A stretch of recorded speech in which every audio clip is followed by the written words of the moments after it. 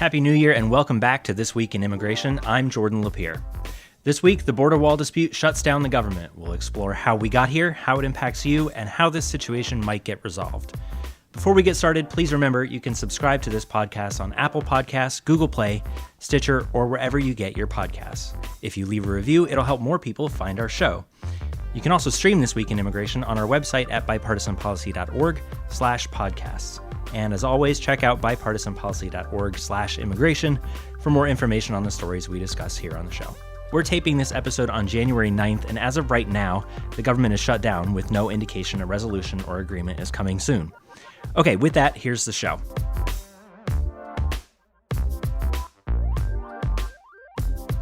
Here with me today are Theresa Cardinal Brown, Director of Immigration and Cross-Border Policy. Hi, Theresa. Hi, Happy New Year. And Bill Hoagland, BPC Senior Vice President and a veteran of many budget battles. Hi, Bill. Good afternoon. Bill, let's start with you. This is a partial government shutdown. So what does that mean? Which agencies are affected? Yes, it's a partial government shutdown because we have passed a number of appropriation bills for the big agencies, Department of Defense, Department of Health and Human Services and Labor, but a number of agencies, and basically the funding for those is about 75% of what we do. So when people talk about it as a partial government shutdown, they're talking about 25% of what would normally be funded is not being funded. But that covers a lot of agencies: Agriculture, Interior, Housing, HUD, State Department, Treasury, Commerce, Justice, as I say, State Department. And as we know from has been well reported, of course, that's well over 800,000 government workers. So it is a very big share of the government workforce that's being affected. So obviously a huge impact on the government workforce and people who are being furloughed from their jobs. But what impacts have Americans who don't, say, work for the government seen thus far, and what can we expect moving forward?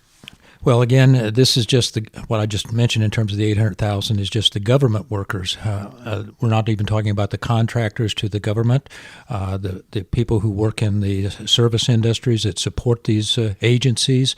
We're not talking about the individuals who may have, just as a simple example, a diner or a restaurant next to a federal establishment that they're not getting their workers there. This is a big issue for them. And then for the average person out there, whether they be somebody who's trying to get a home mortgage loan, not being able to do that, whether it be, quite frankly, one of the interesting ones for me is the fact that the administration had talked about giving farmers relief from the tariffs. Right now, that's not going to be possible for them to apply, which I think is January the 14th is the date for the application. They're not able to apply for this tariff relief that the president promised. Wow. So it's starting to affect a lot of people out there, let alone just simply the people that are, and my son is one of them, by the way. He's a worker. He works for the Department of Agriculture in the forestry area up in Pennsylvania, and he will not be paid come tomorrow. Theresa, since this podcast is dedicated to immigration issues, let's bring it back there a little bit. DHS is also one of the agencies, departments that's been affected. And within DHS are obviously the agencies tasked with manning the border. So what's happening on the border, or maybe more accurately, not happening because of the shutdown? So one thing about Department of Homeland Security is that there is an exemption for workers that are deemed essential. And essential is a little bit undefined. It's basically whoever the government deems essential to safety, security of property and persons for the nation. And so an awful lot of the DHS workforce are considered essential and are working. So, for example, we still have Border Patrol at the border. We still have Customs and Border Patrol officers at the ports of entry. Transportation Security Administration, TSA workers are at airports. They are all working without pay, however, and they will not get paid unless or until the government reopens. So a lot of the essential functions of immigration are continuing. One important thing I would note is that U.S. Citizenship and Immigration Services, that is the agency within DHS that processes applications for benefits. If you're applying for a green card, if you're applying for citizenship, that agency is predominantly up and running because the bulk of its budget comes from fees paid by immigrants for those services. So most of USCIS is operating. However, there are parts of USCIS that are not. For example, the E-Verify program. That is the electronic program that allows employers to verify the employment credentials presented by their employees upon hire. Many states in the country actually by law require employers to use E-Verify. All government contractors are required to use E-Verify, and there are thousands of private sector employers that voluntarily or as a result of an agreement with Immigration and Customs Enforcement are required to use E-Verify. The system is down. That is funded by appropriations, and so nobody can make those hires who's required to use that system. So that's impacting some employers as well. And we talked a lot about immigration courts on this show. How does this shutdown affect the growing backlog of cases before immigration judges? Sure. So immigration courts are part of the Department of Justice, another agency that's covered by this partial shutdown.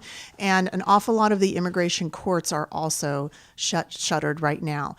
They are open only insofar as is needed to essentially recalendar hearings that were coming up. So we know, and we've talked about before, the extensive backlog in cases before the immigration courts. Already over 800,000 cases are waiting in the immigration court backlog. The longer the shutdown goes, the more cases that are coming in, because people are still coming in and making their applications, the larger that backlog is going to grow and the longer it's going to take for all of that to be redone. So, for example, cases that were scheduled to be heard during the calendar, during the shutdown, have been recalendared as far away as 2021 or 2022. Let's back up for a second. The government shut down when Congress and the White House reached an impasse on the president's request for border wall funding. So I'll ask both of you, is this an argument over semantics, wall versus security, or does it run deeper than that? Well, I think it's definitely a very ideological difference here. I don't clearly the semantics here, whether it's a wall or whether it's a fence or whatever. I think that's important, but that really this is a political question.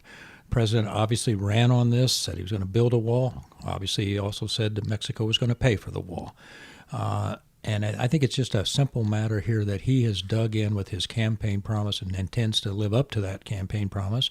And at the same time, on the other side, the legislature, and particularly the House of Representatives now, under the leadership of Speaker Pelosi, feel very strongly that we need security at the border. There are ways to do that, but building a wall is not it. So it is a little bit of semantics, but it's also very ideologically driven.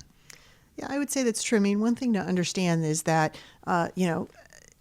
when the president requested his budget for this year, for fiscal 2019, he did not request $5.7 billion for a border wall.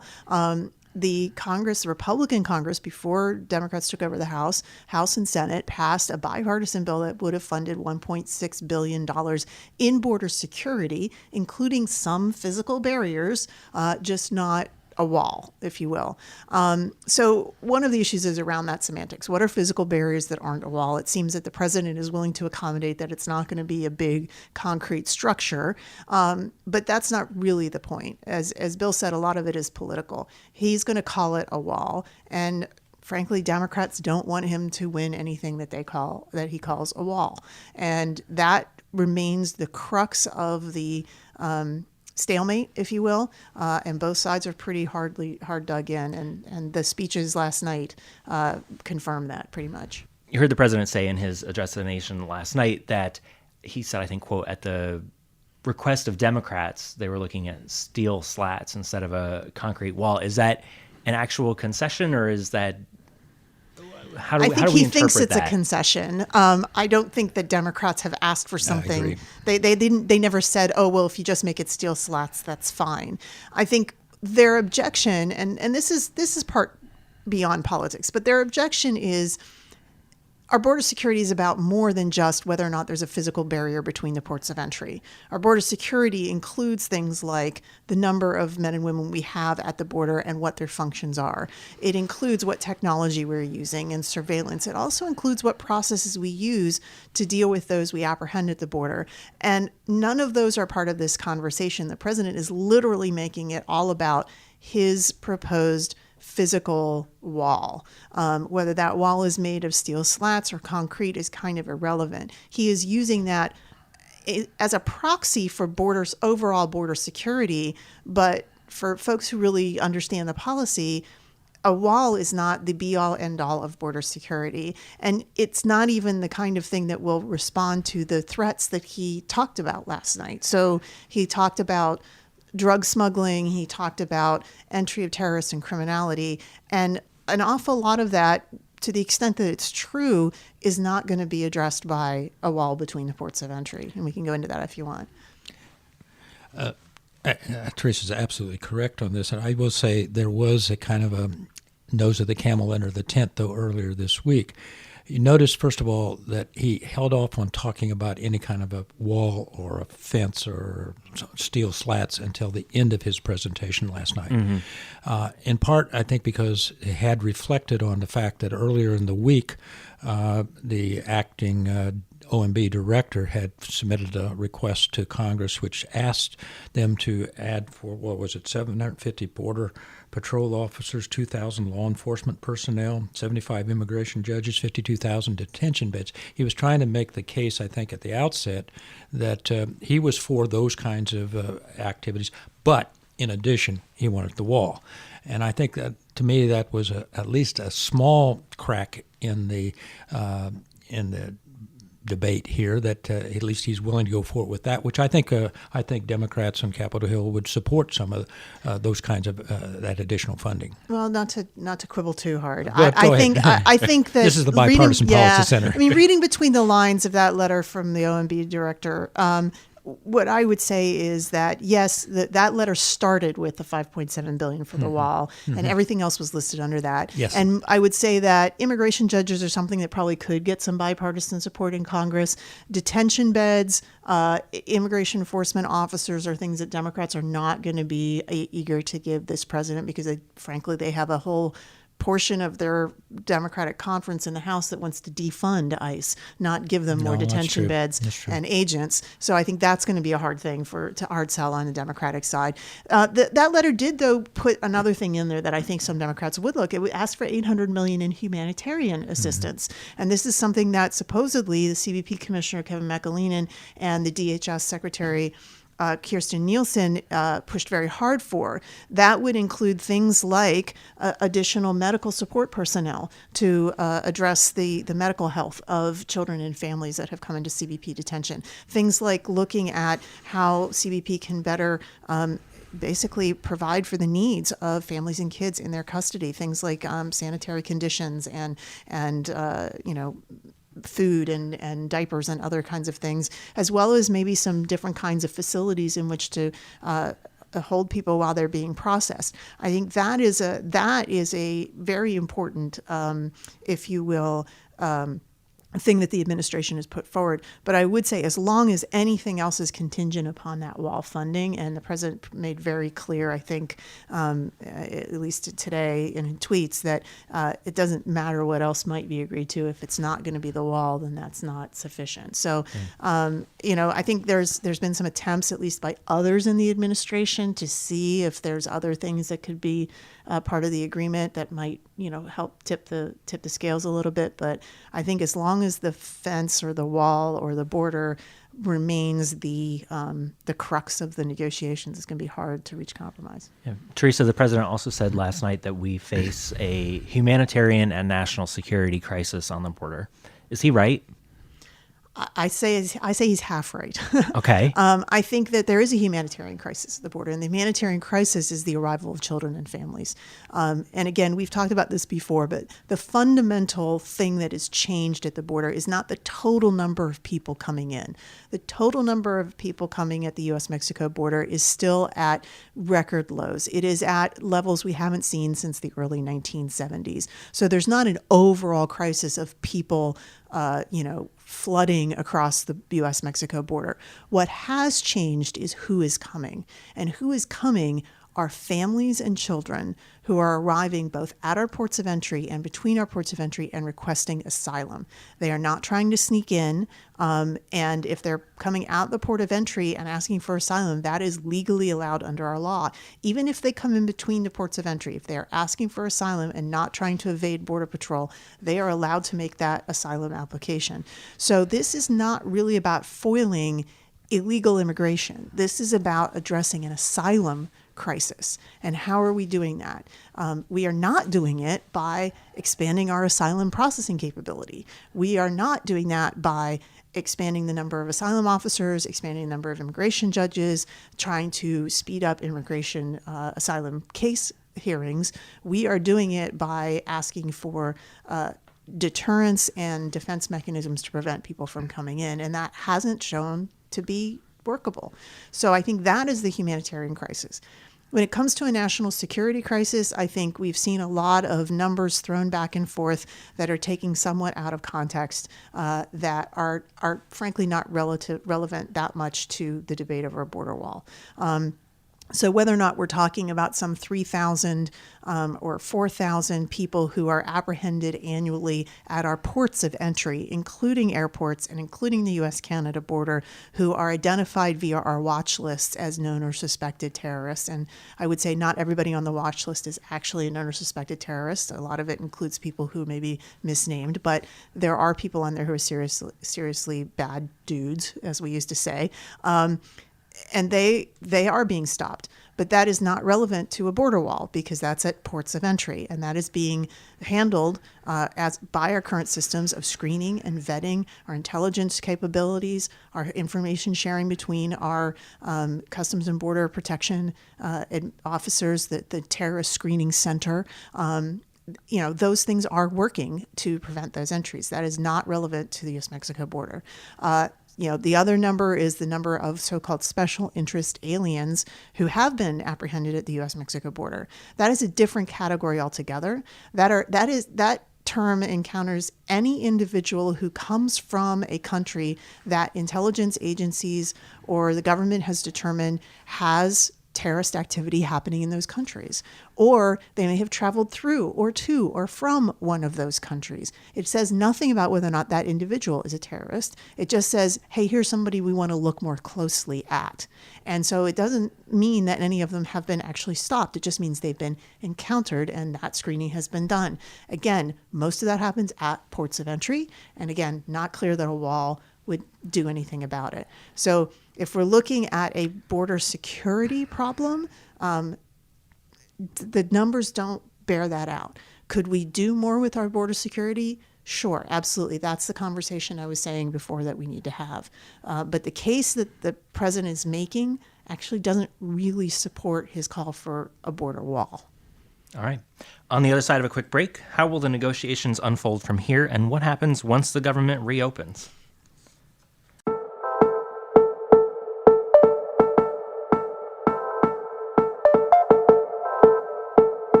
Okay, we're back. Bill, you've been in the game for several of these shutdowns, and there's usually some policy disagreement providing the spark for the fire. How does the way in which this shutdown has started and unfolded so far compared with what you've experienced or what you've seen in the past? Well, I'll be frank about it. I think this is, compared to previous government shutdowns I've been involved with over the years, this doesn't make any sense to me at all. Those previous government shutdowns, the big one that I was involved in was the 1995-1996, which was the longest one, was 21 days. And by the way, I consider it to be longer than that because we shut down in November of that year, and then we opened up for about a week, and then we went back into shutdown. So I think it was closer to about 30-some days that we were in shutdown. And that was over some basic issues about fiscal policies, balancing the federal budget. This was Newt Gingrich and President Clinton working in odds about how we would go about. We all agreed that we wanted to get to a balanced budget, but there was this fundamental difference about how you would do that, whether through revenues or not. So there was a big difference there. The other shutdown, the recent shutdown, was over Obamacare, a major issue there. This one seems to me to be very, very relative to those other major government shutdowns, to be much less significant in terms of I don't want to downplay the national security issues and the immigration issues at all, but this we're talking about $5 billion here, and quite frankly, that's important, but $5 billion in the relative scheme of things, it's less than 0.1% of the overall federal budget. So this is more an ideological fight than it is a fundamental principles fight that those other government shutdowns went through. All of those other government shutdowns ended in some form of a compromise or somebody just basically blinking. One of our founders here, Bob Dole, was major involvement in the 1995-1996 shutdown. And at the end of the day, Senator Dole simply said that enough's enough. We'll take this to the American public. And he stepped down as Majority Leader of the United States Senate and ran against Bill Clinton in 1996 for president. He lost, but at least he was willing to say, listen, let's just take it to the American public and go there. Obviously, we don't have another election coming up until 2020, but that is one of the ways we approach this thing. But the other ones were compromise. We found compromise. Okay, so if we're working toward a compromise, I think we got to start by sort of assessing what are the two sides offering right now? Where do we stand as of today, January 9th? Well, Theresa can speak to this better than I, but I just have to believe it doesn't appear to be too much in the way of, as we were talking about this earlier, when they split on ideologic, I don't know where the compromise is. But I was hoping last night, quite frankly, that the president would take the high road and say, okay, listen, I'm going to open up government, and what I'm going to do at the same time is I'm going to put a stay on this, and we're not going to make people suffer further to the government shutdown, but we're going to have a time here from which we're going to talk about comprehensive immigration reform or even DACA reform, which is something that Democrats want. And then with that, I will tie my wall and my securities funding to it. That would have been, to me, a solution. I don't see that happening now either. Yeah, I think, there's a couple ways that can happen. One is either expand the conversation beyond just the wall and really have both sides put on the table what else they would want. Right now, both sides are just saying, I want this, and the answer is no. And no one is saying, well, what else might you want? Or what else might you be willing to give? And I think that if we can sort of maybe step back from that one thing and talk about other things where there might be agreement, then when you come back to that one thing you have a disagreement at, you can kind of figure out if that's really as important given all the other things that you might get if you could move it. That's a typical strategy for negotiating your way out of this kind of conundrum. And I think that's what people in the president's orbit are trying to do. People like Mick Mulvaney and Vice President Pence, I think, have been trying to have some of those conversations, but they haven't been well received, in part because everybody knows, including Mitch McConnell apparently, that whatever comes out of those conversations means nothing unless the president is willing to accept it. And the president has shown himself perfectly willing to renege on a deal, even with people of his own party, even a deal that his own folks have negotiated. And so that makes it very difficult because he's not seen as a reliable negotiating partner, and that makes it very problematic. So, Bill, what would be happening behind the scenes normally right now? What would be happening at a staff level to try to break this impasse? And is there any sign that those things are happening this time? Well, throughout the 95, 96, and all the other government shutdowns I was involved in, it was a continuous, ongoing, to my wife's chagrin, there was no sleep. And we staff were continually working. We were discussing. There was ongoing dialogue between the administration and the Congress.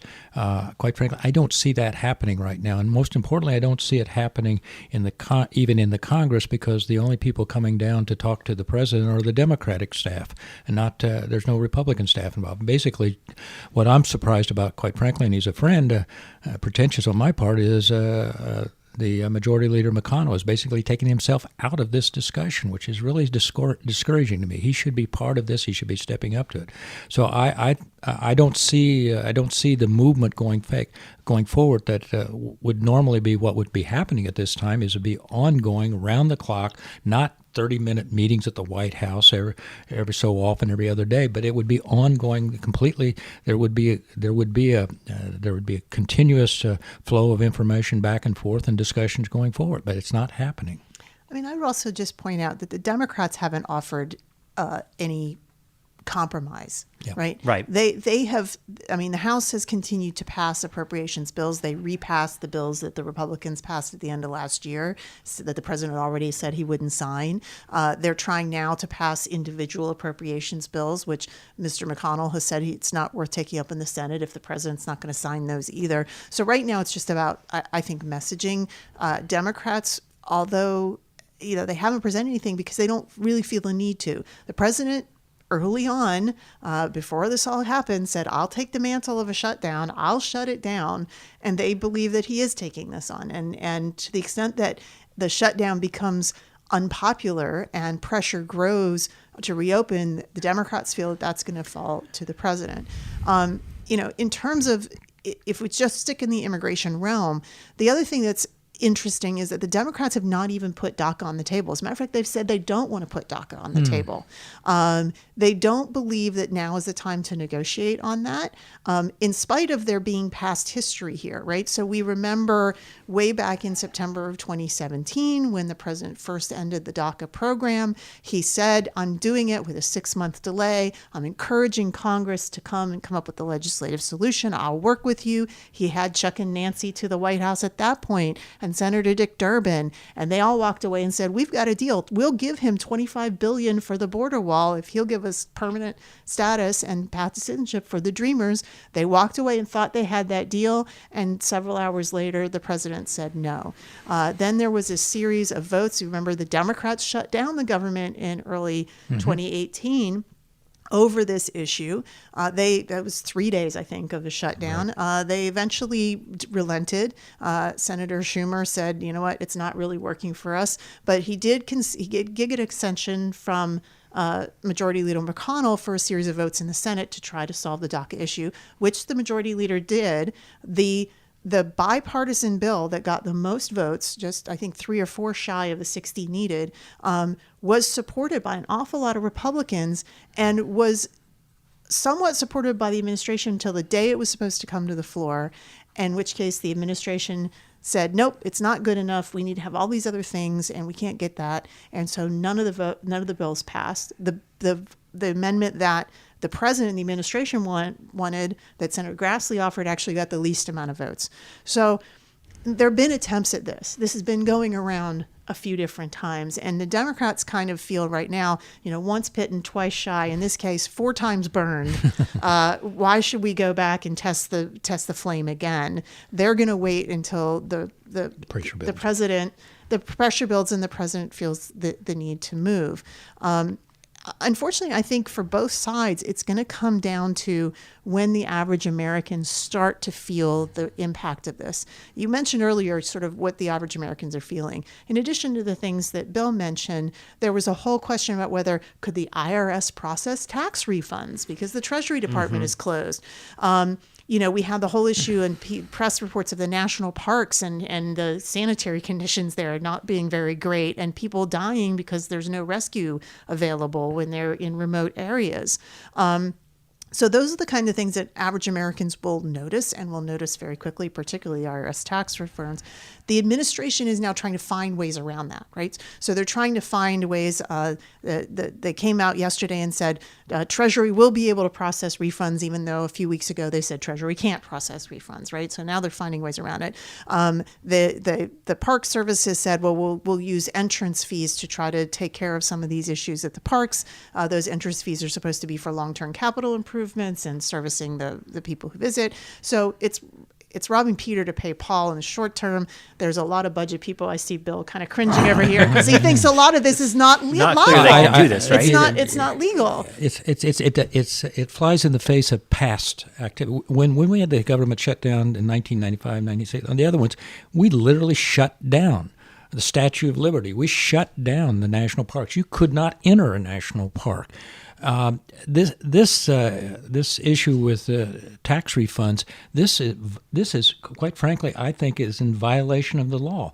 There's some minor things that I don't want to get into, but one of them has to do with a technical issue as it relates to PAYGO. We are supposed to have what we call a PAYGO sequester here 15 days after the session ended. They have now said, well, we can move that off. They're making.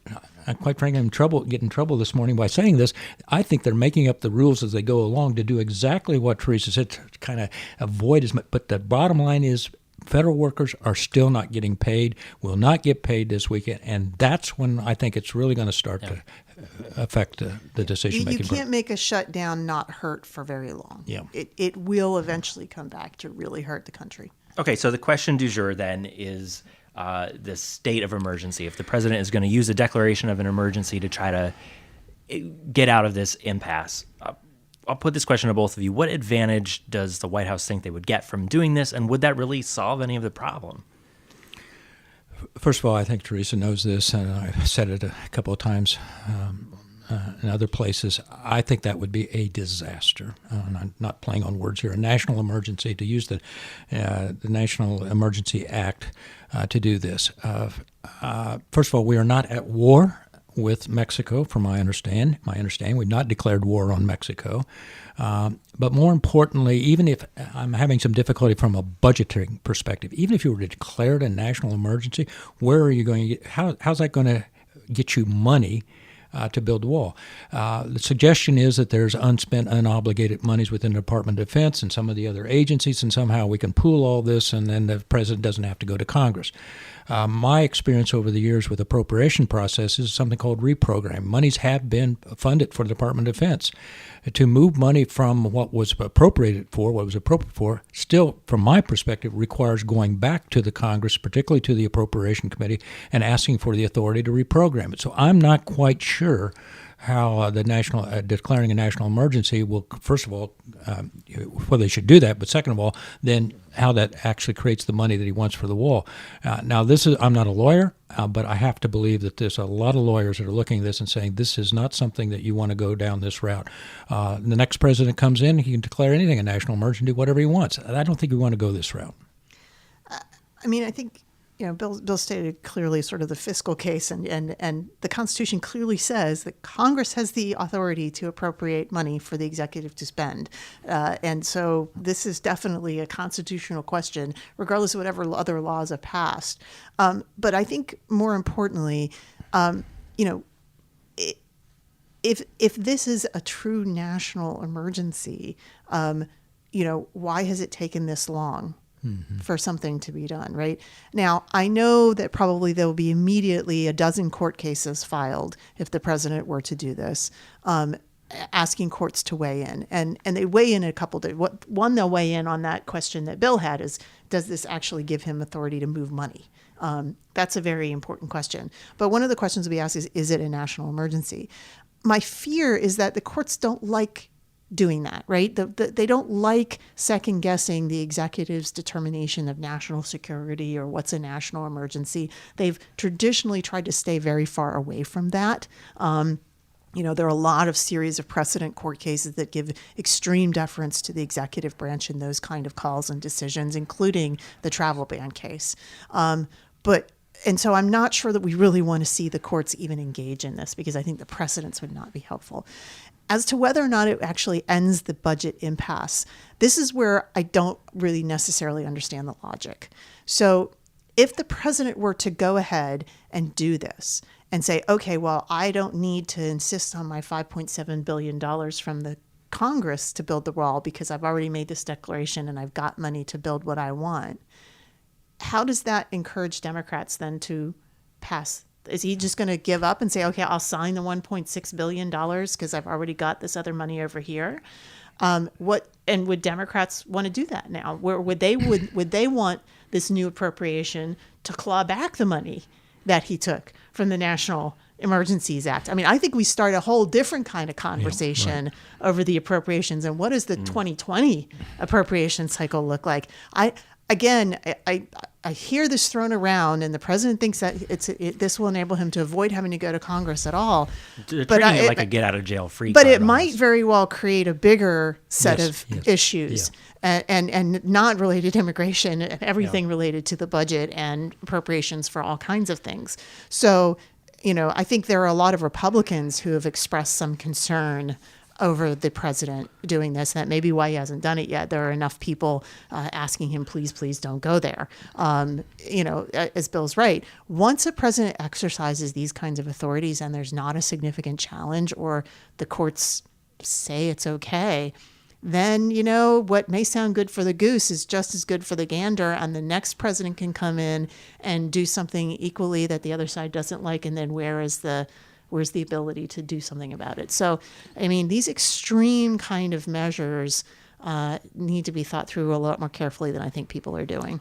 And I would have thought, Theresa taught me something earlier this week, something called the Posse Comitatus Act of 1878. which was Ruther B. Hayes' presidency, which is a law that's on the books at a federal statute prohibiting use of military and civilian law enforcement. There are a lot there, and that's just one law that it would be in violation of. It seems to me by declaring an emergency and then spending this money there. There are plenty of other issues that, as we talked about, in terms of reprogramming. By the way, there's one small thing that came up which I was interested in, and that is the water bills are not being paid. The federal government's not paying its water bills, so technically, D.C. could shut off the water to the White House if they wanted to. That might end the situation pretty quickly. So we're over time, but there are two more questions that I think are important to kind of put a bow on this that I want to get to quickly. First, both of your best guesses on how this ends. Exhaustion.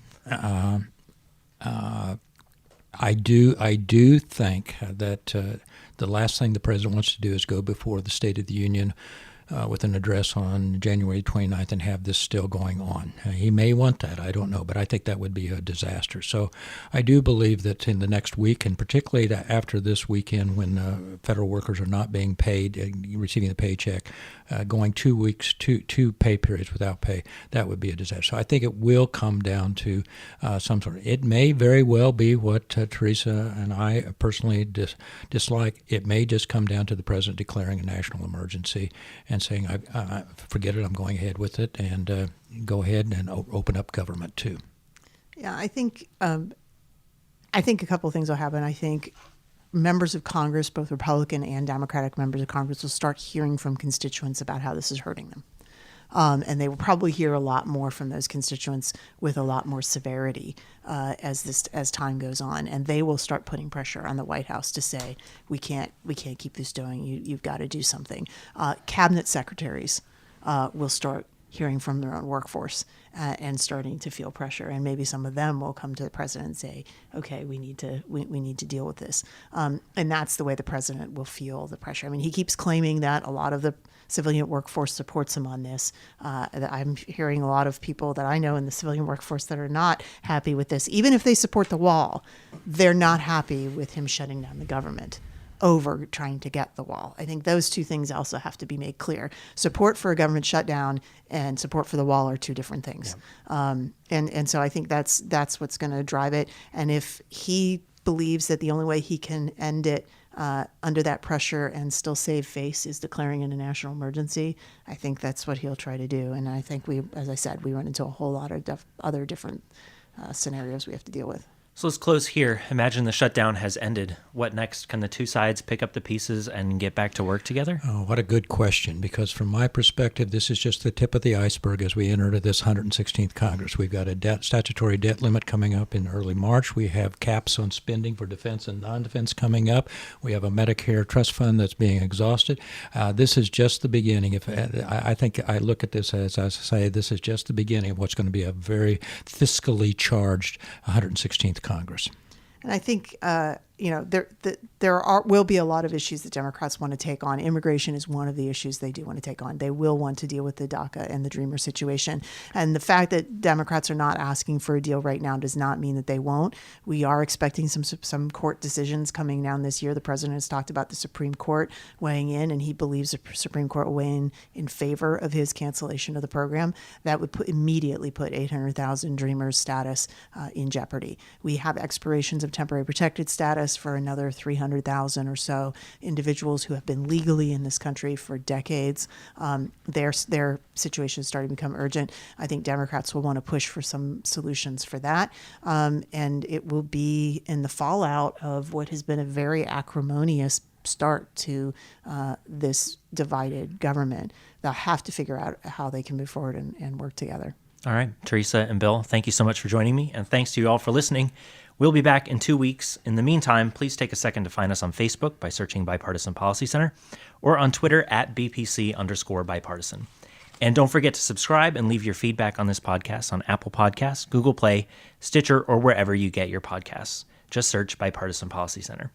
This week's episode was written by yours truly and produced by Emily Schrader. That's all for now. Join us next time on This Week in Immigration.